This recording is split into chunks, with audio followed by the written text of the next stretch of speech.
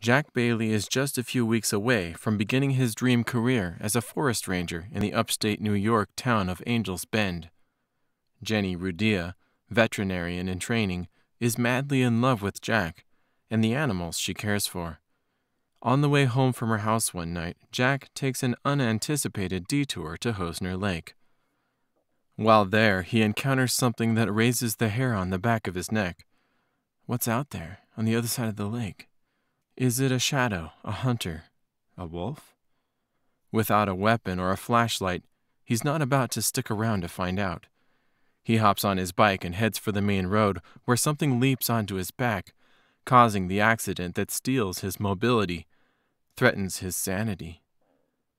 As if this isn't bad enough, when he wakes up in the hospital, paralyzed from the waist down, he has no idea what occurred on the lonely road, but is now a prime suspect in a murder investigation because of what was found almost pinned to his body, a naked girl whose throat had been slit.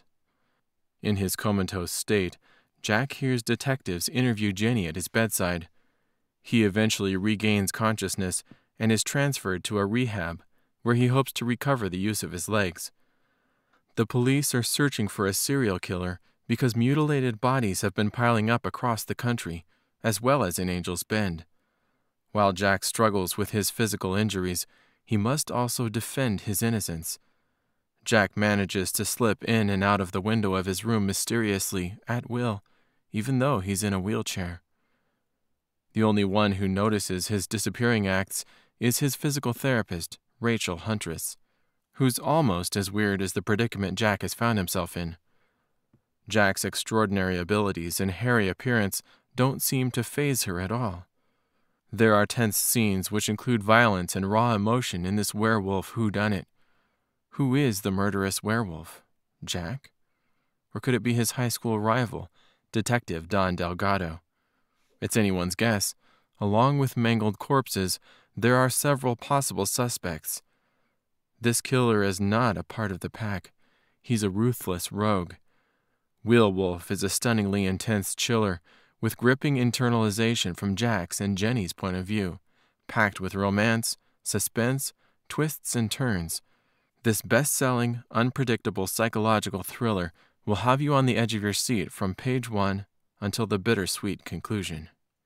Hi, I'm audiobook narrator Tim McKean, and I'm excited to share with you an excerpt today from a newly released audiobook version of Werewolf by January Valentine. This is the scene where Jack stops off at Hosner Lake to do a little thinking and comes face to face with something that will change his life forever. You'll see. Get someone out here. Send loaded guns. It's a freak of nature. Freak? Sure, kid. Go haunt another neighborhood. And by the way, Halloween isn't for another 7 months. Click. You can't stand your ground. Don't try to be a hero or snap a picture with your phone. No one would believe you anyway. There's no way you can take this thing on. Just get out of here, Jack. I'm wheeling my bike backwards, edging closer to the path. Leaves, please don't crunch. Don't bother with the helmet. Take care of you, for me. Jenny's words are flipping through my head like pages of a book. I'm trying, babe.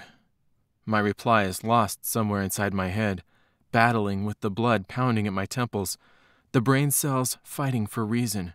Think, act, move, Jack. The instinct for survival is overwhelming, kicking a central nervous system into autopilot when your limbs feel like jelly. Can I possibly hear it breathing? Keep your head and you'll be safe. It can't possibly get around the lake this fast. Then I remember the old footbridge, the one that's almost crumbling but still spans the lake, giving whatever is out there an advantage. I stop moving, hearing only the ringing in my ears. When I move again, it moves. Crunch, snap, then a distinct grrr. It's stalking me. I don't stop to look around or to check out the dark figure that's leaping off the bridge. When it lunges for me, I throw my body to the side, but a rush of air brushes my body. Or was that fur? The hard seat of the bike never felt so good. Safe, instant ignition. What a beautiful sound. I'm shifting gears, cutting through the darkness, but it's okay. I could find my way out of here in a coma. I know this forest like it's the brother I never had.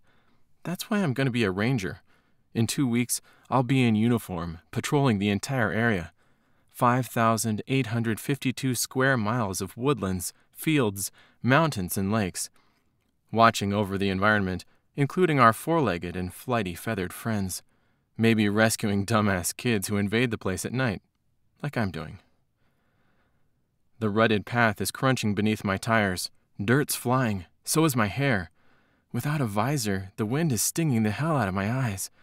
Now and then a peg scrapes the ground when I navigate a turn at high speed, but my boots are solid. After a couple hasty skids, I'm breaking out of the darkness, cruising into pulsing moonlight, blasting down the paved road like a maniac, heaving a sigh as my pulse normalizes. Now I'm doubting my own eyes and ears, my sanity. Did I just run from shadows and wind? I don't know anymore. I'm actually trembling. As I downshift, I make a mental note. Contact the game warden in the morning. Find out what the hell's creeping around the lake in the dead of night. Animals don't sound like that. I don't think humans do either. The sounds were off. The sight was worse.